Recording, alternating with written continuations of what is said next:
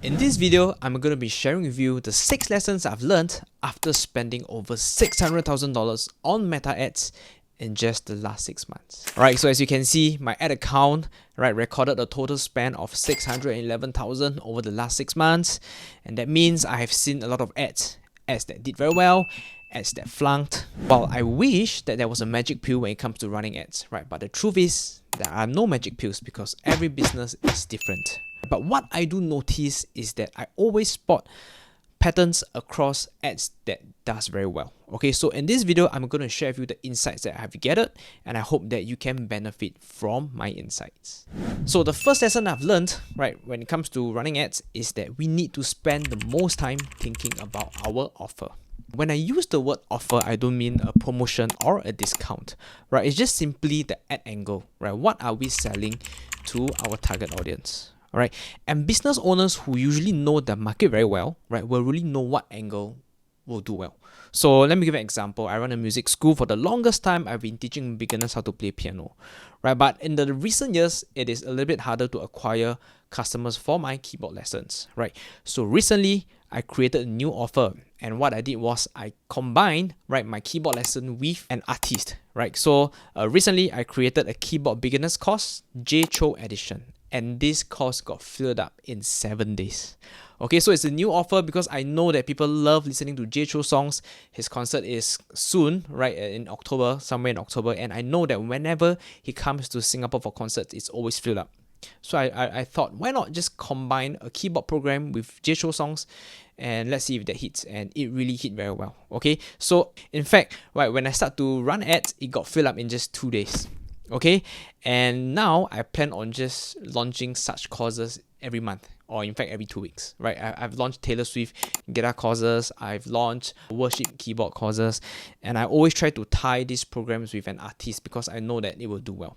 So if you're in your business long enough, you should know what is the kind of offer you can create so that people will want to buy more.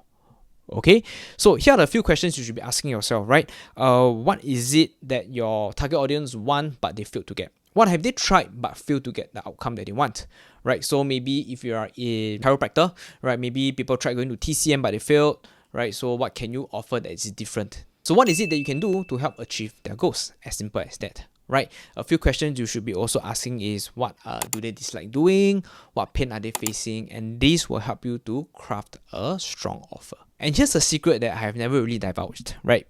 Once you come up with a winning angle, right, you are actually on track to creating an evergreen ad. So what's an evergreen ad? It basically means that you can just run an ad for a long time. Some of the evergreen ads that I've created for my clients have been running for the past 1 to 2 years without changing anything, right? But every month they're still pulling in hundreds of leads. Now that's the best thing you can get once you create a strong offer. All right, so the second lesson that I've learned is that getting leads is just the beginning. What's really more important is your follow-up process. Now, this is something that I've been telling everybody all the time, right? My clients, and I always tell them getting leads is just the start of your process. You need to follow up very well. The follow-up process is so important that I always remind my clients to follow up, right? I will text them daily to make sure that they follow up with their leads, because if you don't follow up with your leads, you are simply bleeding your money. Now, there are 2 things that's important when it comes to following up. Number 1, you want to follow up fast. And number 2, you want to follow up in the best mode that you can. So if you are strong in calling, you want to call your leads and follow up with them. Okay, if you're good in texting, then you want to text them. Okay, but recently I've been advising all my clients to just call their leads, because I've come to realize that calling is one of the best ways, right, to have the highest conversion rate or appointment rates. So, fun fact, I know a multi-7-figure business owner, right, who handles all the leads on his own, right? He is spending about $1,000 a day, $1,500 a day on ads. So that's about 40 to 45K on ads, and right, he does all the follow-up himself. Okay, so why am I sharing this? Because it means that the follow-up process is so important for him that he chooses to do it on his own. He doesn't trust anybody else. That's an interesting lesson for you, right? Follow up closely, follow up consistently with your leads. Now, the third thing that I've gathered after running so much ads is that there are still a lot of quality buyers on Facebook and Instagram. Now, how do I know this? Because I run ads on Google, I run ads on TikTok, and after talking to all my clients, and as well as looking at all the ads, Meta is still the best place to get quality buyers. So if you think that you are getting lousy quality leads, right, I'm sorry to say this, you probably have to retweak your offer. Because from what I know, there are still a lot of quality buyers on Instagram and Facebook. And I know that because I'm acquiring customers all the time for myself and my clients. And I only run ads on Meta. You just need to have the right message for the right audience. Now, the next lesson that I've learned is that trust is declining, right? So that means you need to start building trust. Okay, now 5 years ago, if you were to run Facebook ads, it was super easy to get customers. It was really easy mode. But these days, it is very hard to get someone to trust you and to buy from you. Right, so the best thing you can do is to start creating content that can help to build trust, right? Let people know what you do, what is the service and product that you have, show more of your wins and your client testimonials, and that's how you can build trust by putting out more content across your platforms. Gone are the days where someone sees your ad on the first day and they'll buy from you. All right, nowadays, the buying process is much longer. They see your ad on day one, they may only buy from you a few months later. All right, so the gap from day one to the point where they buy from you, in between is where you want to have as much content as you can so that they trust you and they know that you can help solve their problems. Now, the next thing I want to talk about is rented audience versus own audience. Okay. Now, this point is, I gotta be honest, it's very hard to get business owners to see this. Why? Because I've always been telling owners to start building their email list. But then they'll ask me, are you sure email can work?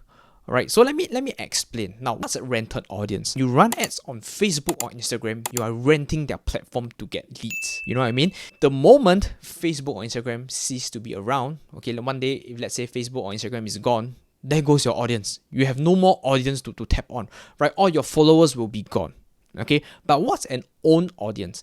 An own audience, right? I want you to think about newsletters, email lists, communities, forums, even Telegram chats, right? These are audience that you own, that you can talk to them directly, even if Facebook, Instagram is not around. So you want to start thinking, right? You want to start future-proofing your business when it comes to audience. You want to start owning your audience so that in the event where Facebook or Instagram is not around, you can still have a platform to talk to your audience.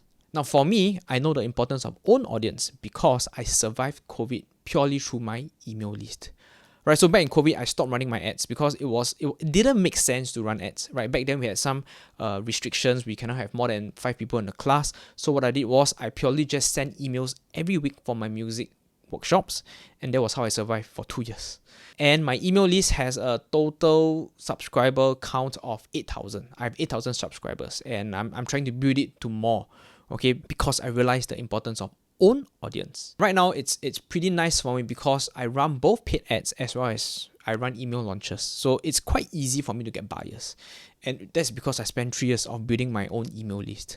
And that is something I want you as a business owner to start thinking about. How can you start owning your audience? The last point I want to talk about is ads cannot save your business. Right? A lot of business owners think that ads can save their business. But the truth is, if you do not have your foundations ready, even you have a lot of leads, hundreds of leads, right? You're probably gonna crash your business because you don't have the capacity, you don't have the capability to fulfill what your clients buy. I don't mind sharing with you that recently my smart home vendor, right? They closed down after I think 3 or 4 years. Okay, and they were doing pretty well in terms of sales. I know that they were still getting sales, they were still getting customers, but they could not support the operation. And in the first place, I don't think their product was working very well. So if you do not have these foundations ready, if your product is not good, you don't have a good customer service team, all right, basically can't fulfill your product. Even if you run ads to get a lot of leads, your business will not be able to survive. In fact, it will crash even faster. So it's always back to the basics. Create a product that has a product market fit, make sure it works well, and make sure you can fulfill what you sell. As simple as that. Alright, that's it. These are the 6 lessons I've learned after spending so much on Meta ads. In summary, it's really about coming up with a product or service that solves a real problem, have a strong follow-up process, and build more trust through your social media content. And really, you want to have your foundations in place. Okay, so again, here are the 6 lessons. Number 1, you want to spend the most time thinking about your offer. Number 2, getting leads is just the beginning. You want to do your follow-up process really, really well. Number 3, there are still a lot of quality buyers and leads on Facebook and Instagram.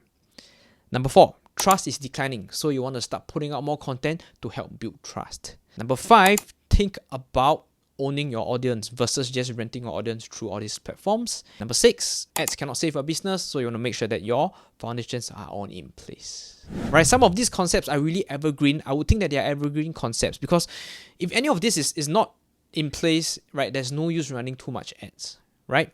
So I hope this video has been useful. Think about these 6 lessons and let me know what you think. Thanks so much for watching.